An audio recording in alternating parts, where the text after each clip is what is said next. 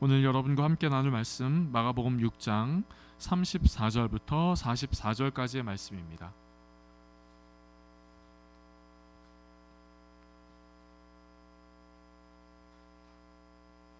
찾으셨으면 저 한 절 여러분 한 절 이렇게 교독하면서 읽겠습니다. 예수께서 나오사 큰 무리를 보시고 그 목자 없는 양 같음으로 인하여 불쌍히 여기사 이에 여러 가지로 가르치시더라.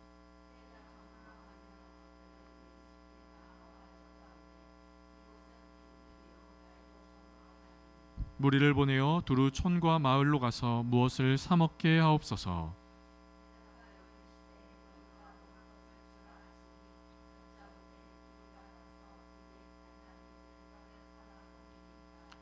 이르시되 너희에게 떡 몇 개나 있는지 가서 보라 하시니 알아보고 이르되 떡 5개와 물고기 2마리가 있더이다 하거늘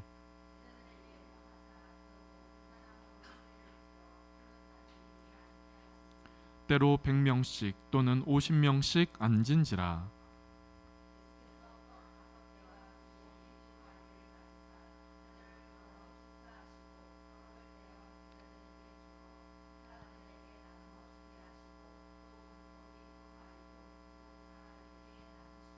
다 배불리 먹고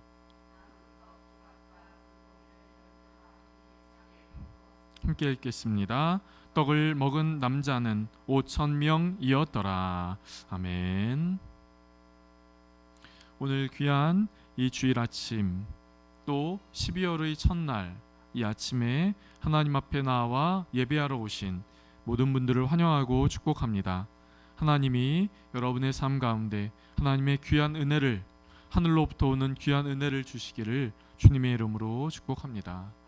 금년에 제가 기독교에 관련된 통계를 본 적이 있습니다. 기독교에 관하여 한 통계의 결과였습니다. 기독교의 신뢰도가 어느 정도인가, 기독교를 어느 정도 믿는가, 신뢰하는가 하는 그 통계였는데요. 그 통계의 결과가 우리나라 사람들 중 20% 정도의 20%가 기독교를 신뢰한다 하는 것이었어요. 그러니까 지금 나가서 밖에 나아가 지나가는 사람 10명을 붙잡고 당신은 기독교를 신뢰합니까? 라고 물었다면 그 10사람 중 2사람만 네, 저는 기독교를 신뢰합니다 라고 이야기를 한다는 것이죠. 신앙을 갖고 있든 갖고 있지 않든 그 사람들, 우리나라 사람들의 그 생각이, 마음이 기독교에 관하여 이렇다 하는 겁니다. 저는 이 결과를 보고 아쉬웠고 또 안타까웠습니다. 또 한편으로는 놀라기도 했지요. 오늘날 이 시대, 이 사회에서 교회를 바라보는 시선이 많이 부정적이다, 좋지 못하다 하는 것은 알고 있었지만 이런 통계 결과를 직접 보니 마음이 아프고 또 놀라기도 했지요. 더구나 이 통계 사이트가 교회 외부에서 한 것이 아니라 교회 내부에서 기독교의 어느 한 기관에서 의뢰를 받고 한 것이기에 어떻게 보면 아주 더 직설적으로, 아주 더 적나라하게 우리에게 이 결과를 보여주고 있지요. 언론에서는 교회에 대한 부정적인, 비판적인 기사를 많이 볼 수 있습니다. 물론 그 모든 것들, 기독교의 신뢰도가 떨어지고 언론에서 교회를 비판하는 그런 기사가 나오기까지는 무엇보다, 그 어떤 것보다 교회가 이 시대에 잘못하고 있는 것들이 많이 있음을 부정하고 싶진 않습니다. 인정합니다. 교회의 여러 가지 문제들이 이 시대 가운데 드러나고 나타나고 있지요. 여러분, 이런 기독교, 이런 교회에 대하여 많은 사람들이 갖고 있는 시선들 앞에서 교회는 무엇을 해야 할까요? 교회는 어떤 모습이어야 할까요? 교회는 어떻게 해야 할까요? 오늘 본문은 우리가 잘 아는 오병이어의 말씀입니다. 이 오병이어에 대한 말씀을 좀 같이 나누면요, 예수님과 제자들이 어느 한적한 곳에서 조용히 있을 때였습니다. 그런데 예수님과 제자들이 여기에 모여 있다 하는 그 이야기가 사람들에게 들리자 사람들이 예수님과 제자들을 향하여 막 몰려오기 시작했어요. 예수님은 자신을 향하여 몰려오는 그 사람들을 향하여 말씀을 가르치셨지요. 그런데 예수님이 사람들에게 말씀을 가르치는 그 시간이 길어져서 해가 질 때가 되었습니다. 시간이 흘러 배가 고플 시간이 된 줄을 안 사람들이 시장할 때가 식사 시간이 지나간 때가 된 줄 안 제자들은 예수님에게 이렇게 이야기를 합니다. 예수님, 여기 모여 있는 이 사람들로 마을에 돌아가서 무엇인가를 사 먹게 해 주십시오. 예수님, 말씀을 좀 그만해 주시고 이 사람들로 하여금, 여기 모여 있는 사람들로 하여금, 여기는 빈들이고 한적한 곳이니 마을로 들어가서 무엇인가를 좀 사 먹게 해 주십시오. 이 사람들이 밥 먹을 시간이 좀 지났습니다. 제자들은 예수님에게 이렇게 이야기를 합니다. 그런데 이런 제자들의 이야기에 예수님은 이렇게 이야기를 합니다. 오늘 본문의 37절 말씀을 보실까요? 오늘 본문의 37절 말씀. 네. 오늘 본문의 37절 말씀은 이렇게 이야기를 합니다. 제가 같이 읽어볼까요? 같이 읽어보겠습니다. 시작. 대답하여 이르시되 너희가 먹을 것을 주라 하시니 여짜오되 우리가 가서 200데나리온의 떡을 사다 먹이리이까. 여러분, 제자들이 예수님 말씀 그만하시고 이 사람들로 하여금 마을로 가서 밥을 먹게 해주십시오 라고 했을 때 예수님은 이렇게 이야기를 하세요. 그래, 이 사람들이 배고플 터이니 마을로 가서 밥을 먹게 해주자 라고 말씀하시는 것이 아니라 예수님은 이렇게 말씀하세요. 뭐라고요? 뭐라고 이야기하시죠? 너희가 뭘 주라고요? 먹을 것을 줘라, 이렇게 이야기를 하세요. 여러분, 오늘 본문에 기록하고 있는 이 오병이어의 사건을, 동일한 사건을 마태복음의 저자 마태의 눈으로 이 본문을 이렇게 이야기를 합니다. 갈 것이 없다, 너희가 먹을 것을 줘라 라고 예수님이 하신 이 마가복음의 표현을 마태는 이렇게 이야기를 해요. 갈 것 없다, 너희가 먹을 것을 주라. 아주 단호하고 분명하게 이야기를 하시죠. 갈 것 없다, 너희가 먹을 것을 줘라. 누가 먹을 것을 주냐? 너희가 먹을 것을 줘라, 이렇게 말씀하고 계시죠. 오늘 마가복음 6장 우리가 함께 나눈 이 말씀의 끝에는 당시 예수님 주변에 왔던 사람들의 숫자가 얼마 정도인가 라고 하는 것을 말해주고 있어요. 50명이요? 500명이요? 1000명이요? 아니요. 이 예수님 주변에 있는 이 사람들, 그 사람들의 숫자를 가리켜 40절 말씀에서는 남자가 5000명이라 이렇게 이야기를 합니다. 다른 복음서에서는 이렇게 더 이야기를 해요. 여자와 아이를 뺀 남자 장정의 수가 5000명이라 이렇게 이야기를 합니다. 즉 예수님 주변에 모인 이 사람들의 숫자가 지금 몇 명이라고요? 5000명이라고 하는 거예요. 최소 5000명이라고 하는 거죠. 최소 5000명이라는 것이죠. 예수님은 이 5000명의 사람들에게, 이 5000명의 사람들이 배고플 터이니 제자들이여 너희가 이 5000명을 먹이시오, 이렇게 말하는 거예요. 여러분, 어떻게 이럴 수 있을까요? 이들을 먹이려면 제자들의 계산으로는 당시 화폐로 200데나리온, 데나리온 200개가 있어야 한다, 이렇게 이야기를 합니다. 당시 그 화폐 가치에서 한 데나리온은 성인 남자의 하루 일삭이거든요. 하루 품삯입니다. 일당이요. 이것을 단순하게 계산해 보면 하루 일당을 10만 원으로 계산했을 때 200데나리온이라고 하는 것은 결국 2천만 원 정도가 된다는 거예요.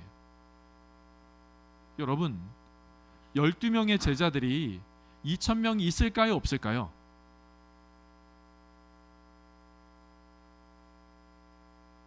(12명의) 제자들이 2천만 원 있을까요, 없을까요? 없을 겁니다. 더구나 이 제자들은 예수님을 따를 때 모든 것을 다 버리고 따른 제자들 아닙니까? 대부분의 제자들은, 이 12명 중 대부분은 가난한 어부 출신입니다. 이들에게 200데나리온이 있을 수가 없었던 것이죠. 그런데요, 이들에게 있는 것이라곤 오직 물고기 2마리, 보리떡 5개, 우리가 한자로 줄여서 이야기하는 오병이어, 이것밖에 없었어요. 그런데 여기에서 주님의 기적의 역사가 일어납니다. 보리떡 5개와 물고기 2마리에 예수님이 축사하시자 5,000명의 사람들, 최소 5,000명의 사람들이 배불리 먹게 되었다라는 것이에요. 여러분, 기억하기를 원합니다. 여러분, 기억하시기를 바랍니다. 예수님 주변에 모인 그 수많은 사람들이 먹고 배불렀습니다. 그들이 먹고 배부른 것은 제자들의 요청에 따라 마을로 가서 무엇인가를 사 먹었기 때문에 그들이 배가 부른 것이 아니에요. 자신 안에 무엇인가 숨겨온 도시락이 있어서 그 도시락을 먹고 이 사람들이 배부른 것도 아닙니다. 물고기 2마리와 보리떡 5개 위에 예수님이 축사하시자 이 일들을 통하여 5,000명의 사람들이 먹고 배부르게 되었다라는 것이죠. 여기서 여러분 이런 질문을 하실 수 있지 않습니까? 보리떡 5개와 물고기 2마리로 어떻게 5,000명의 사람들이 먹을 수 있는가? 아무리 떡을 조금씩 떼어서 먹는다 하더라도 5,000명의 사람들이 먹을 수 없게 되었을 뿐만 아니라 오늘 본문은 그 사람들이 배불리 먹게 되었다라고 이야기를 하고 있거든요. 보리떡 5개와 물고기 2마리, 한 소년의 도시락, 어른 한 사람이 먹을 수 있는 분량, 어떻게 5,000명이 그것도 배불리 먹을 수 있는가? 그것은 이 자리에서 제가 아무리 무엇이라고 논증을 할 수도 없고, 논증을 한다 하더라도 논리적으로 그것을 받아들이기는 참 어렵습니다. 그렇기에 주님의 신비이지요, 주님의 기적입니다. 기적의 역사, 기적의 능력인 것이지요. 그런데 우리가 주목하고 우리가 집중해 봐야 할 것, 그것은 최소 5,000명의 사람들이 먹고 배부르게 되었다는 것. 그런데 그 5,000명의 사람들이 배부르게 되었다는 그 배부름의 이유는 그들이 제자들의 요청처럼 마을에 가서 밥을 먹고 왔기 때문이 아니라, 도시락을 싸와서 숨겨진 도시락을 먹었기 때문이 아니라, 예수님이 이 작디 작은 것으로 축사하시자 이것으로 사람들이 배불리 먹게 되었다라는 것이에요. 오늘은 교회 설립, 사김의 교회 설립 2주년 감사 예배입니다. 지난 2년의 시간 가운데 인도하신 하나님, 우리를 붙들어 주신 하나님, 우리로 하여금 선한 길로 가게 하신 그 하나님께 먼저 무엇보다 감사를 드립니다. 설립 2주년을 생각하면서 우리는 지금 계속 마가복음을 연속적으로 말씀을 보고 있잖아요. 마가복음 1장 1절부터요, 이제 마가복음 6장까지 왔는데요, 마가복음을 연속적으로 살펴보면서 오늘이 교회 설립 2주년 감사 예배이니 이때에도 마가복음을 해야 하는가 다른 말씀을 해야 하는가 좀 고민이 되었어요. 그러다가 오늘 본문을 그래도 한번 펼쳐보았습니다. 그랬더니 오늘 본문 함께 나누고 있는 이 오병이어에 대한 말씀이 있는 것이죠. 말씀을 보자마자 저는 설립 기념 주일이라고 하더라도 다른 것이 아니라 이 말씀으로도 참 적절한 말씀이 될 수 있겠다라고 하는 생각을 먼저 갖게 되었어요. 왜 그럴까요? 교회는요, 사람들을 먹이는 공간이, 먹이는 곳이 되어야 하기 때문입니다. 여러분, 교회는 사람들을 먹이는 공간입니다. 사람들을 채우는 공간이, 사람들의 마음을, 사람들의 그 배고픔을 채우는 공간이지요. 그런데 사람들의 마음 가운데 우리에게 떡이 필요하잖아요. 배고프면 못 살잖아요. 배고프면 배고프다고 막 이야기하잖아요. 활동할 수 없잖아요. 살아갈 수 없잖아요. 그렇기 때문에 우리의 배를 채워야 하잖아요. 교회는 채우는 공간입니다. 채우는 곳이에요. 그런데 무엇을 채웁니까? 무엇을 채우지요? 교회가 우리 육신의 배를 채울 수 있습니까? 네. 함께 나누는 그 점심의 예찬을 통하여 우리는 우리의 배를 잘 채울 수 있습니다. 그런데 우리의 육신의 배뿐만 아니라 교회는 채우는 공간입니다. 어떤 것으로요?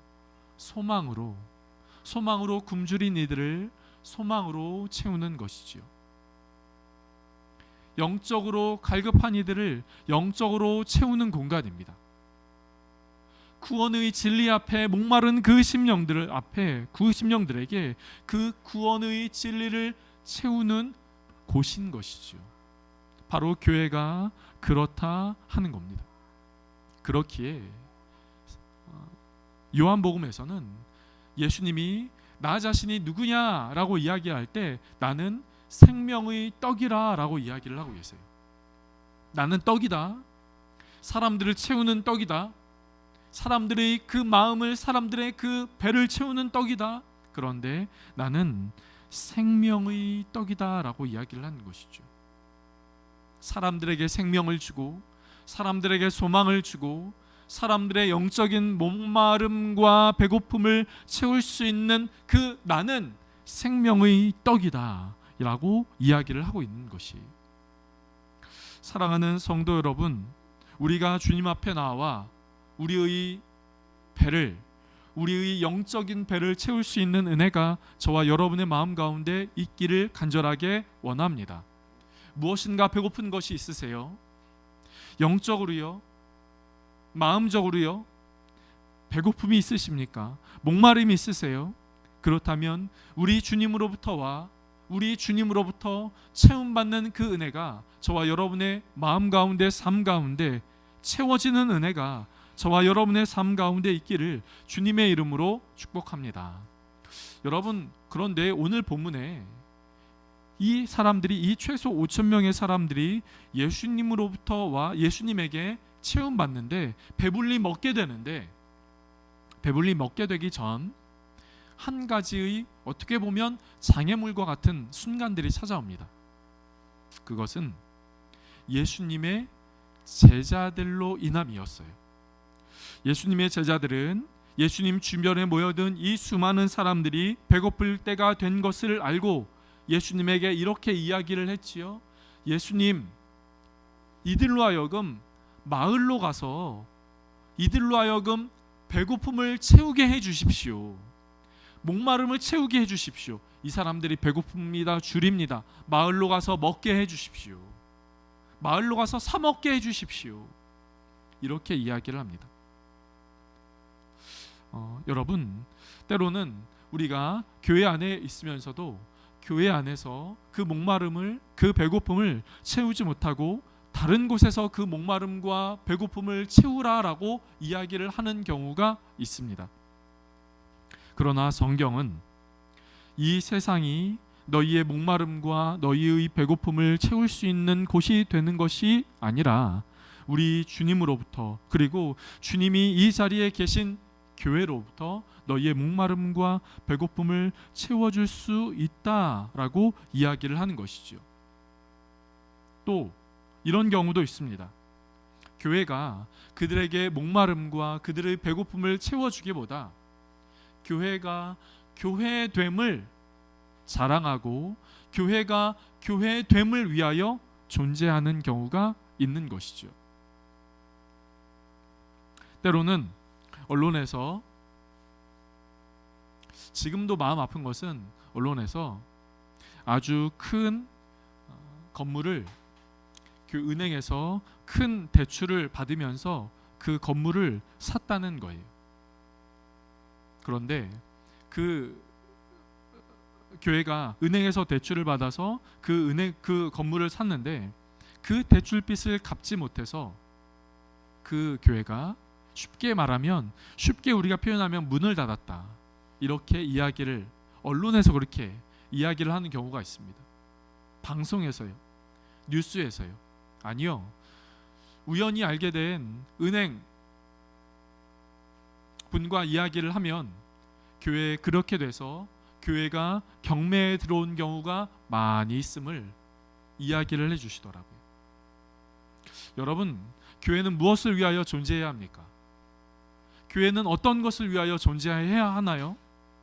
교회가 교회됨을 위하여 존재한다면, 교회가 교회의 건물을 유지하기 위하여 존재한다면, 여러분, 그 교회는 예수님이 거하시는 교회가 될 수 없는 것이죠. 예수님이 거하시는 교회가 되지 못하면 그 교회에 찾아온 이들을 채워줄 수 없고 그들을 목마름을 해결해 줄 수 없는 교회가 되는 것이죠. 저는 여러분에게 이렇게 말씀을 드리고 싶습니다. 사랑하는 성도 여러분, 사귐의 교회를 위하여 기도해 주시기를 간절하게 부탁드리고 또 간절하게 바랍니다. 이 교회가 어떤 교회가 되어야 하겠습니까? 예수님 주변에 온 그 이들을 가라, 저기 가서 밥 먹어라, 저기 마을로 가서 밥 먹어라 라고 이야기하지 않고, 또 온 그들에게 아니 우리 먹을 거밖에 없어, 우리 먹을 게 우리가 먼저 먹어야 해 라고 말하지 않고, 그 온 사람들을 채워주고 공급해주고 더해줄 수 있는 그 교회가 될 수 있는 은혜가 있는 이 사귐의 교회가 되기를 간절하게 바랍니다. 그래서 그것을 위하여 함께 기도해 주시기를 저는 여러분에게 간절하게 부탁을 드립니다. 저는 오늘 말씀을 이렇게 정리하고 싶습니다. 사랑하는 성도 여러분, 우리 안에 목마름, 우리 안에 배고픔을 주님은 해결해 주십니다.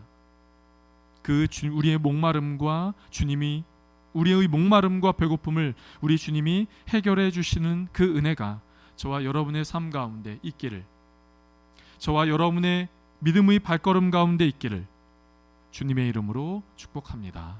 기도하겠습니다. 좋으신 하나님, 오늘 예수님 주변에 몰려들었던 그 수많은 사람들을 예수님은 다른 곳으로 가라, 저기 가라 하시지 않고 그들을 채워주시고 그들의 배고픔을 채워주시는 오늘 본문의 모습을 함께 살펴보았습니다. 주님, 우리 안에 있는 그 배고픔을, 우리 안에 있는 그 영적인 목마름을 우리 주님이 채워주시고 해결해 주시는 분이심을 우리가 믿사오니, 주님, 우리가 주님을 더 붙잡고 우리가 주님 앞에 더 나아가는 귀한 삶 살아갈 수 있게 하여 주시옵소서. 특별히 우리 교회를 기억하여 주시기를 원합니다. 하나님, 우리 교회를 붙들어 주시기를 원합니다. 하나님, 우리 교회에 하나님의 은혜를 허락하여 주시기를 원합니다. 하나님, 그래서 우리 교회가, 우리 사귐의 교회가 사람들의 목마름과 배고픔 앞에 해결해 줄 수 있는, 그들을 채워줄 수 있는 그런 귀한 교회 되게 하여 주시옵소서. 하나님, 저기 가시오, 우리는 해결해 줄 수 없소 라고 말하지 않고 주님의 은혜를 구하며 그 사람들의 배고픔을 채워줄 수 있는 우리 교회 되게 하여 주시옵소서. 주님, 그래서 우리가 우리 사귐의 교회를 위하여 기도하게 하시고 우리 사귐의 교회가 하나님의 뜻, 하나님의 사명을 감당하는 이 시대에 하나님께서 쓰시는 귀한 교회 되게 하여 주시옵소서. 감사하고 예수님의 이름으로 기도드립니다. 아멘.